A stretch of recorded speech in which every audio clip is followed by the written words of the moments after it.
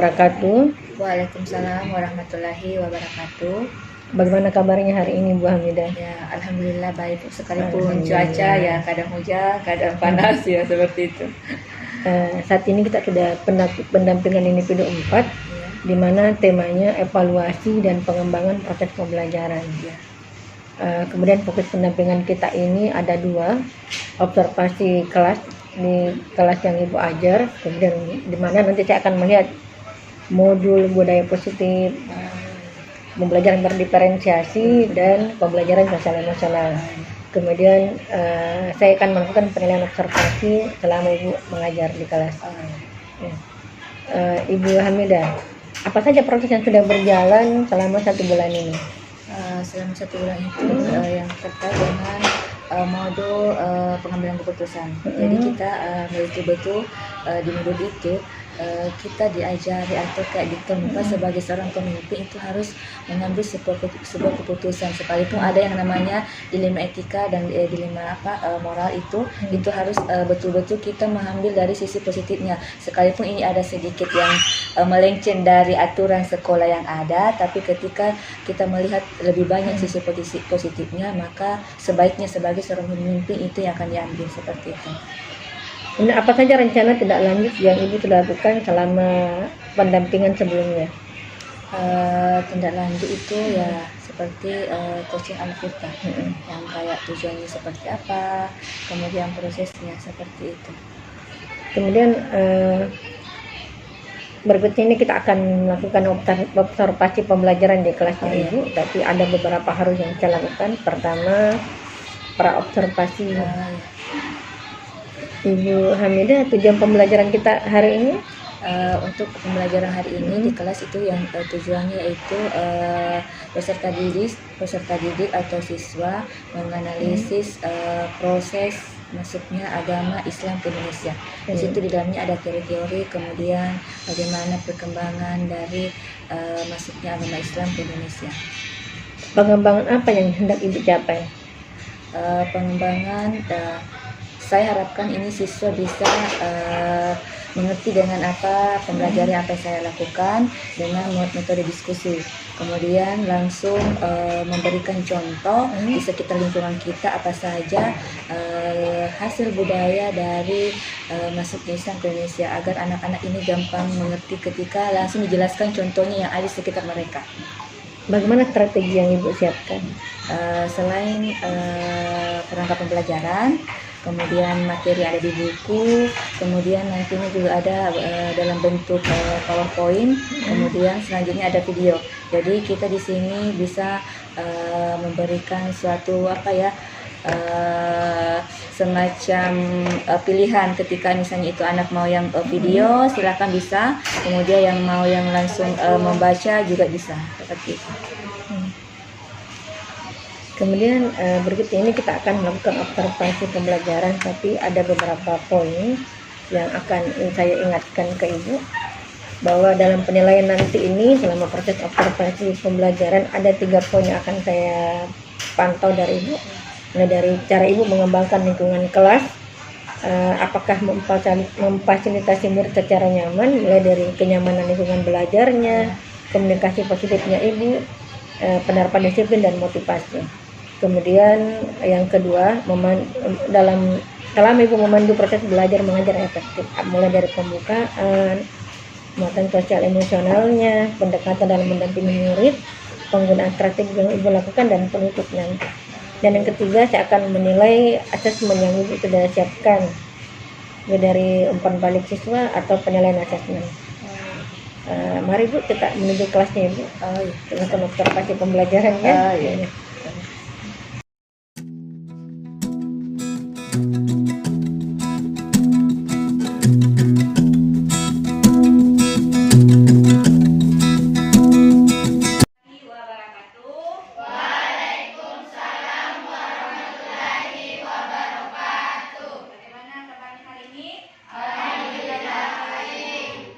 Mengingat ini adalah kelas Alfamart, pasti masih ingat slogannya Alfamart apa? Selamat pagi.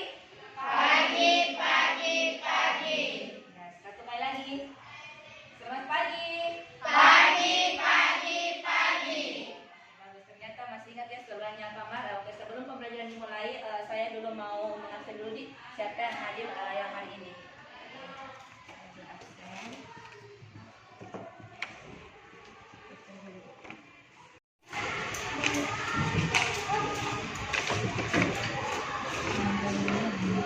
Oke, dengarkan dulu namanya. Agustina. Mana? Oke.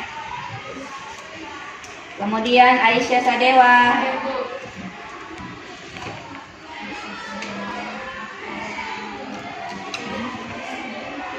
Anissa sakit sudah berapa hari? Kemarin ada ini? 2 hari. 3 hari? 2 atau 3 hari? 2 hari? Sudah dikunjungi? Belum.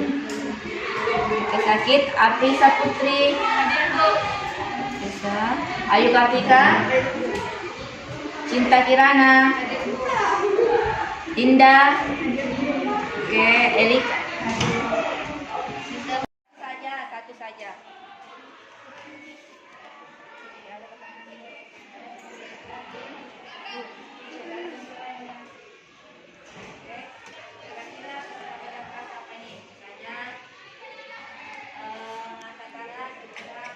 Silakan.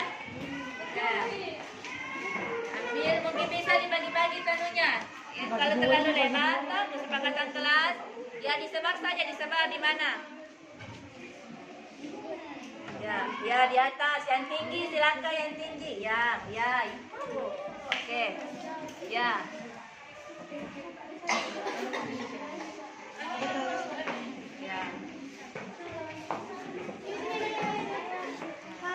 Saya baca salah satunya saja ya, dilarang menggunakan atau bermain HP ketika guru menjelaskan itu. Ya, saya rasa itu saya lakukan pada saat sebelum pelajaran dimulai. Untuk saling menghargai pasti kita lakukan ini. Kemudian saya baca lagi ada ya tidak berisik saat menjelaskan agar kita dapat memahaminya. Tidak makan dan minum ya. Mungkin kalau yang mau minum mungkin isi dulu. Kecuali makan itu sangat mengganggu. Mungkin kalau minum itu bisa ya. Dikasih kebijakan kalau untuk minum. Jadi inilah salah satu kesepakatan kelas yang ibu baca ya. Artinya kalian semuanya sudah tahu apa itu kesepakatan kelas. Ketika gurunya sudah menjelaskan, mungkin HP-nya dulu disimpan, kemudian mendengarkan apa yang dijelaskan gurunya. Nah, kemudian lanjut minggu lalu. Oke, saya di sini kelompok di sini kerjaan apa? Proses masuknya agama Indonesia. Oke, kalau di sini ya, salah satunya apa? Dia bisa menyebutkan kerajaan apa saja, kerajaan Hindu-Buddha? Nah, apa? Ada ingat? Teori. Kalau di sini kerajaan. Nah, kerajaan apa? Salah satunya kerajaan apa? Majapahit. Ada lagi? Kartanegara. Oke, Yunus, Kartanegara. Ada lagi? Kediri, Kutai. Berarti masih ingat ya pembelajaran minggu lalu. Nah, untuk pertemuan kali ini itu masih terkait dengan pembelajaran tentang kerajaan. Tapi kita masuk di kerajaan Islam. Oke. Kalau berbicara Islam itu apa di benak kalian tentang Islam? Ya, agama. Oke, agama. Apalagi ada yang lain? Ketika berbicara Islam itu apa? Kira-kira apa? Selain agama ada tidak? Di pikiran kalian langsung terbersih, oh ini. Ya, keyakinan. Apa? Ya, keyakinan masing-masing di sini apa? Kira-kira kalau berbicara masalah langsung saya sebut Islam, kira-kira apa yang diingat? Apa? Sang pencipta. Ya, bisa sang pencipta. Artinya masing-masing yang diingat yang ada di otak pertama kali ketika mendengarkan kata Islam. Jadi materi hari ini itu tentang teori masuknya agama Islam atau penyebarannya. Nah, adapun tujuan pembelajarannya yaitu menganalisis perkembangan kehidupan masyarakat, baik dari pemerintahannya, budaya, kemudian masa kerajaan Islam di Indonesia. Untuk hari ini tujuan pembelajarannya yaitu mungkin ada satu orang yang bisa membaca tujuan pembelajaran hari ini apa? Menganalisis perkembangan kehidupan masyarakat, pemerintahan, dan budaya pada masa kerajaan-kerajaan Islam di Indonesia. Oke, jadi menganalisis perkembangan kehidupan masyarakat dari segi pemerintahannya dan budaya pada masa kerajaan-kerajaan Islam di Indonesia. Nah, mungkin bisa slide selanjutnya, lihat. Ya, peninggalan Islam di Indonesia saat ini. Oke. Nah, kemudian ada mungkin siapa Inayah bisa baca satu orang ini proses masuknya agama Islam ke Indonesia. dibawa oleh pedagang yang berasal dari Arab, Persia, dan India. Mereka berdagang sembari berdakwah untuk menyebar agama Islam di Nusantara. Penyebaran Islam di Indonesia berasal dari Gujarat, India antara abad ke-7 hingga abad ke-13 Masehi.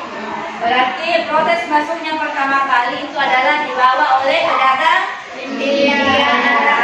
Pedagang Arab. Berarti kalau berbicara Islam pasti itu kita Arab tuh mengarah ke Arab kalau agama Islam. Berarti ini agama Islam pertama kali itu berasal dari pedagang-pedagang dari Arab, kemudian masuk ke Indonesia. Nah lanjut.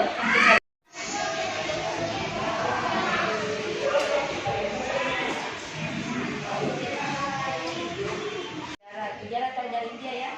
Oke, Persia, Iran toh. Oke, ingat teori Persia. Oke, pertama tuh. Teori pertama dari Mekah. Hah?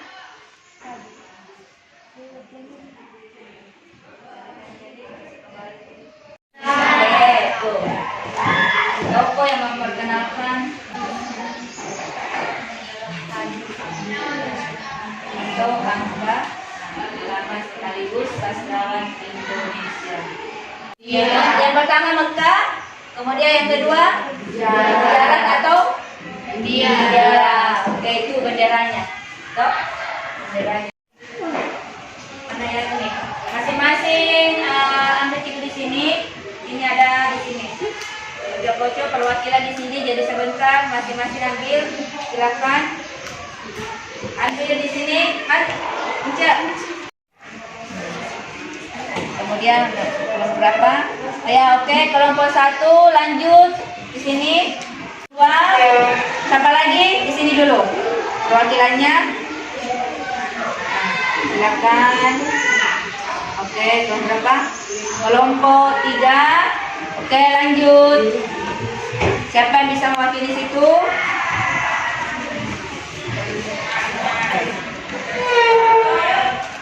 Ya, kelompok 3 berarti kamu mungkin masuk maki-maki saja.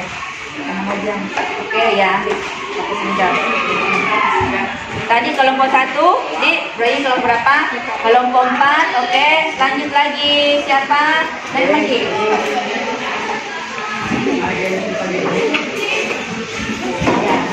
Yunus jangan diam-diam di belakang Yunus.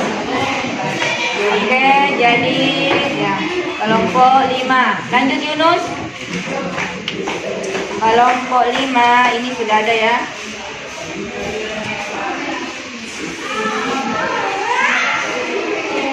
Kelompok 5 berarti kamu sama kelompok sama Salsabila. Lanjut siapa lagi? Apa yang KPD-nya di depan? Oh, ada papan. Apa? Ini kelompok 1, 3, 4, 5, mana kelompok 5? Kelompok 4 mana? 4 di sini 4. Kelompok 4 di sini. Kelompok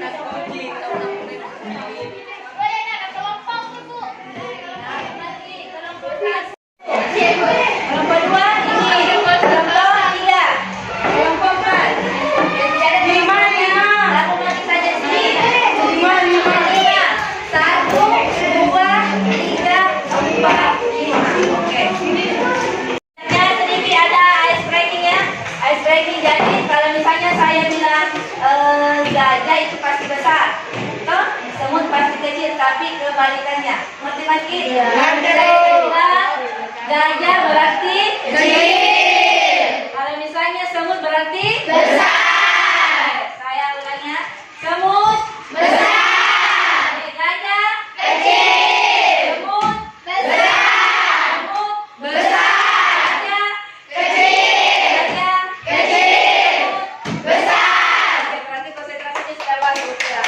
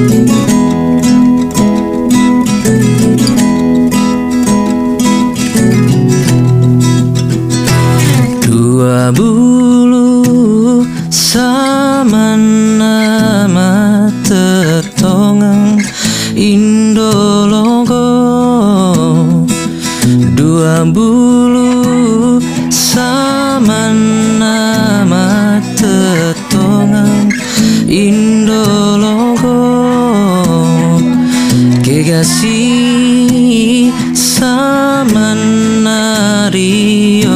roi alarion roi paletu sengereng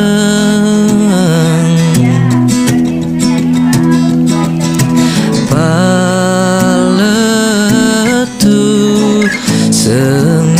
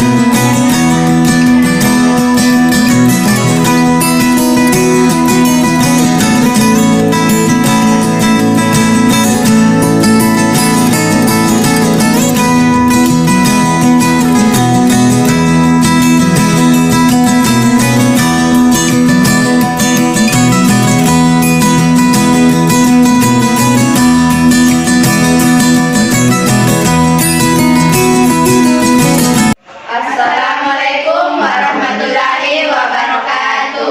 Waalaikumsalam warahmatullahi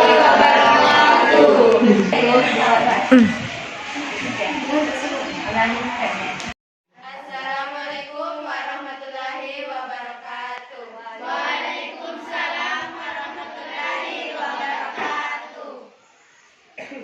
Perkenalkan, kami dari kelompok 1. Berdirinya kami di sini kami akan menjelaskan tentang teori masuknya Islam masuk ke Indonesia, yaitu pertama, teori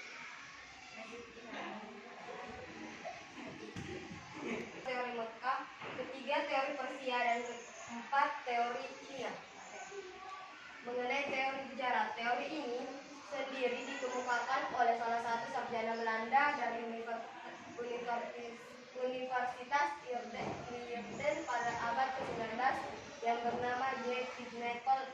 Dia mengatakan bahwa proses kedatangan Islam di Indonesia berasal dari Gujarat pada abad ke-7 Masehi sampai abad ke-13 Masehi.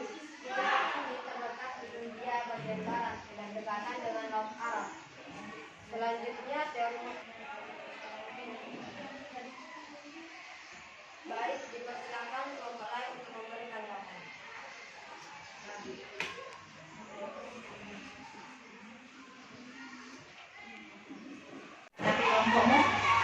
Baik, terima kasih kepada kelompok 1 telah mempersilahkan kami memberi tanggapan. Perkenalkan, saya perwakilan dari kelompok 3. Selain untuk memberikan dakwah, apa saja yang selain menyebarkan agama, apa saja yang mereka lakukan di Indonesia? Terima kasih atas tanggapan yang telah diberikan. Selain menyebarkan agama, teori Gujarat juga melakukan perdagangan rempah-rempah seperti ketumbar, merica, cengkeh, dan masih banyak lagi.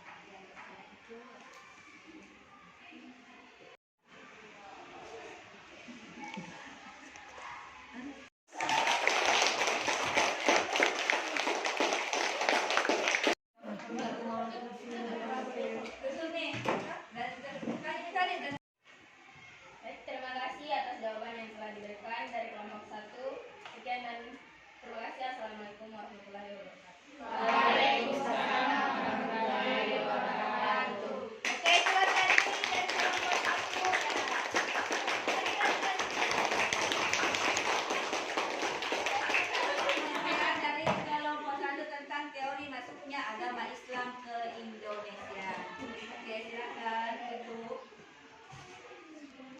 Sekian dari kami, lebih dan kurangnya mohon dimaafkan. Wabillahi taufiq wal hidayah. Wassalamualaikum warahmatullahi wabarakatuh. Waalaikumsalam warahmatullahi wabarakatuh. Assalamualaikum warahmatullahi wabarakatuh. Waalaikumsalam warahmatullahi wabarakatuh. Terima kasih atas kesempatan yang telah diberikan kepada kami. Kami akan menjelaskan tentang peran Wali Songo dalam penyebaran agama Islam. Wali Songo atau Wali Sembilan sendiri adalah sebuah majelis dakwah yang pertama kali didirikan oleh Sunan Gresik atau Maulana Malik Ibrahim pada tahun 1404 Masehi atau 1808 Hijriah. Para Wali Songo adalah pembaharu masyarakat pada masanya. Pengaruh mereka dirasakan dalam beragam bentuk manifestasi peradaban baru masyarakat Jawa, mulai dari kesehatan, bercocok tanam, perniagaan, kebudayaan, kesenian, kemasyarakatan hingga kepemerintahan. Adapun nama-nama dari Wali Songo tersebut yaitu nama-nama Wali Songo tersebut yaitu Sunan Gresik atau Maulana Malik Ibrahim, Sunan Ampel atau Raden Ahmad,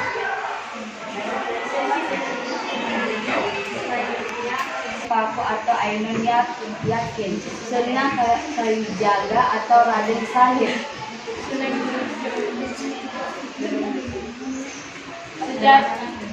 Sejarah Wali Songo sendiri berkaitan dengan penyebaran dakwah Islamiyah.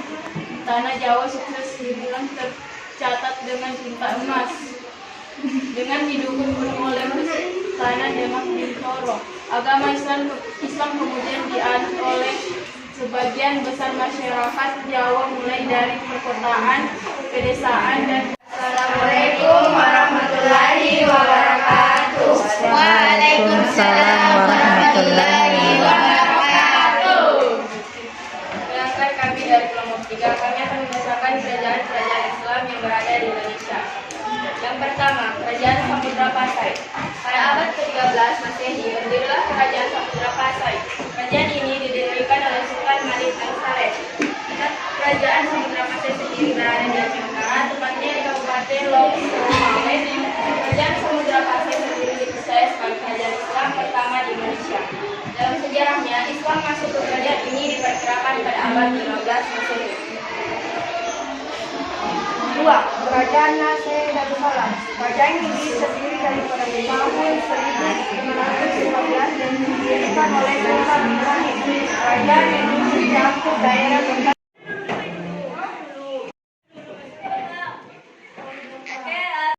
Baik, cukup sekian. Dipersilahkan kepada kelompok lain memberikan tanggapan terhadap apa yang telah kami bacakan. Oke, ada satu orang.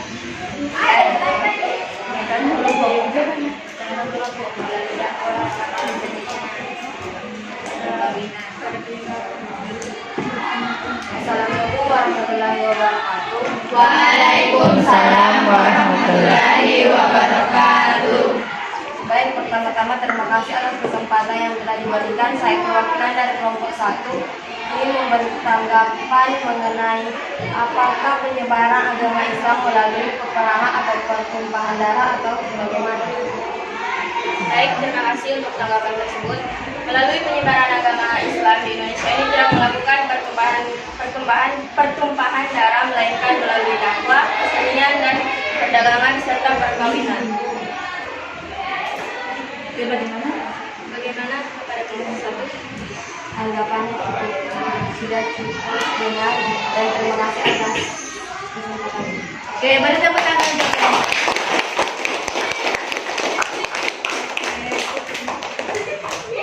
Cukup sekian dari kelompok kami, lebih dan kurangnya mohon dimaafkan. Assalamualaikum warahmatullahi wabarakatuh. Waalaikumsalam. Itu tentang proses masuknya agama Islam. Agama Islam di Indonesia itu ada berapa teori? 4. Ada 4 teori. Yang pertama teori sejarah, kemudian teori matematika, ketiga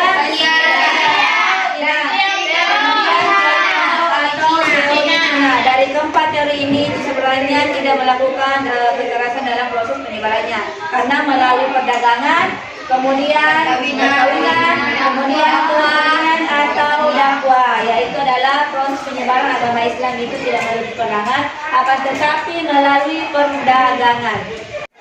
Oke, sebelum pembelajaran ditutup, hari ini kita akan melakukan yang namanya refleksi. Refleksi itu bagaimana perasaan kalian hari ini, kemudian apa saja yang sudah Anda ingat atau ketahui untuk pembelajaran hari ini. Jadi bisa Anda di sini silakan tulis refleksinya masing-masing di atas, sampai ditempel seperti tadi. Silakan di atas ini ada. Silakan naik. Ya, digambar kemudian apa kira-kira untuk refleksi hari ini silakan tempelkan perasaan kalian secara berurut, jangan berkelompok. Oke, naik, silakan sudah selesai. Silakan ya, kelompok satu, sabar. Nah, ini tutup. Ya, di situ. Kita ekspresi ya jadinya. Ya, oke. Ya, oke, lanjut.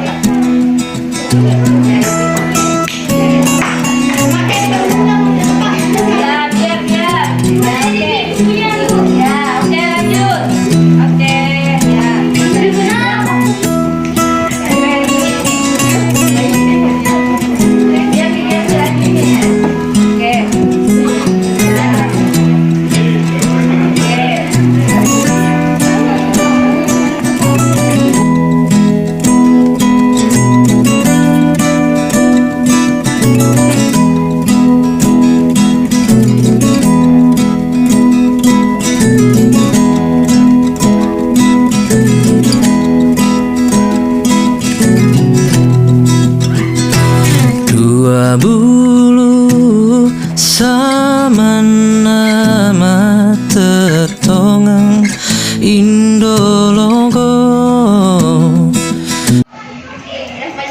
Ya, oke. Silakan dibaca menghadap ke depan, Ki. Oke. Tentang proses masuknya Islam di Indonesia dan teori-teorinya. Oke.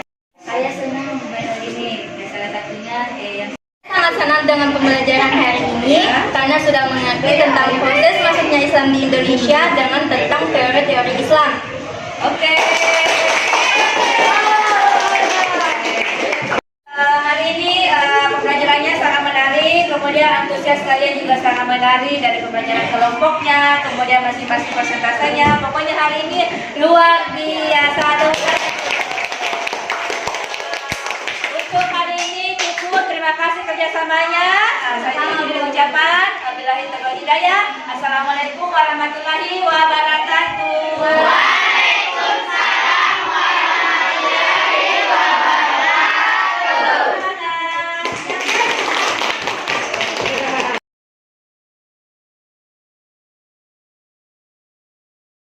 Bismillahirrahmanirrahim. Alhamdulillah hari ini Ibu sudah saya saksikan mengajar dalam kelas. Ya. Bagaimana rasanya Ibu sudah mengajar? Alhamdulillah lega, ya lega dan sedikit bangga ya karena maksudnya bisa sampai ke tahap seperti ini. Ya didampingi oleh pendamping mengajar praktik dari calon murid penggerak. Dan saya juga sangat bersyukur Ibu karena selama saya melakukan observasi di kelasnya Ibu ada beberapa hal yang sudah saya lihat langsung bahwa Ibu sudah melakukan proses pembelajaran di kelas yang berpusat pada murid dengan model pembelajaran PBL. Kemudian yang digunakan juga banyak mulai dari PPT ada lagi dalam bentuk video. Kemudian ada ice breaking, ada ice breakingnya tadi, itu sangat menyenangkan bagi saya. Kemudian ada tugas kelompok, kemudian Ibu mengelompokkan tadi berdasarkan analisis kebutuhan murid kemudian pemberian KPD. Di awal tadi ada persepsi yang Ibu lakukan, kemudian Ibu betul-betul memfasilitasi siswa dalam belajar, kemudian ada refleksi yang dilakukan dan belum refleksi ada kesimpulan yang dilakukan dari materi hari ini. Itu untuk pasca observasi pembelajaran. Berikutnya ini laporan pengembangan proses pembelajarannya ini. Selama Ibu melakukan itu apa yang sudah baik yang Ibu sudah lakukan? Dalam proses pengembangan diri terkait dengan kepemimpinan. Nah, kepemimpinan dalam kelas maksudnya seperti betul-betul mengetahui kebutuhan murid. Nah, kemudian selain memenuhi kebutuhan murid, yang betul-betul kita juga harus tahu karakter murid seperti apa. Jangan sampai kita memaksakan sesuatu yang betul, yang sebenarnya murid ini tidak senang dengan pembelajaran ini, tapi kita hanya mempusatkan satu tujuan pembelajaran itu. Jadi kita selain berpusat pada murid, itu tentunya ada kolaborasi antar teman. Itu penting supaya pembelajaran itu lebih luas. Kemudian ide-ide juga bukan hanya dari kita sendiri, tapi dari mata pelajaran lain atau guru-guru lain, supaya pengembangan dalam kelas itu lebih menyenangkan. Kemudian berpusat berpusat pada murid. Kemudian murid juga merasa senang ketika kita belajar dalam kelasnya. Kemudian berikutnya kita masuk ke refleksi terhadap proses pendampingan saat ini. Ibu Hamidah, apa yang sudah baik dan yang perlu diperbaiki ke depannya dalam pembelajaran yang Ibu lakukan tadi? Dalam hal yang sudah baik, otomatis tentang pembelajaran itu sudah ada peningkatan, tapi dalam hal mungkin pengelolaan emosional dalam kelas. Nah, kadang-kala kita guru itu sedikit yang bahasa lebih dibiasakan itu mood ya. Kadang-kadang kita naik turun, itu pasti saya merasakan Ibu, apalagi misalnya mengajar di jam-jam terakhir, itu perlu ada pengelolaan emosional ketika sebelum masuk di kelas. Jadi menyelesaikan dulu ini apa permasalahan sebelum kita ketemu siswa, karena itu betul-betul sangat berpengaruh ketika melakukan proses pembelajaran. Kemudian sejauh mana kedatangan saya ini dalam implementasi pembelajarannya di kelas? Ya, kenapa? Sejauh ini alhamdulillah sangat luar biasa, karena ini bukan pertama kali didampingi, ini sudah keempat kali ya Bu didampingi oleh dari pengajar praktik, artinya sudah banyak dilewati. Jadi untuk pendampingan itu sangat luar biasa dari segi masukannya, kemudian diskusi-diskusi dalam hal mungkin penyelesaian tugas dan sebagainya seperti itu Bu.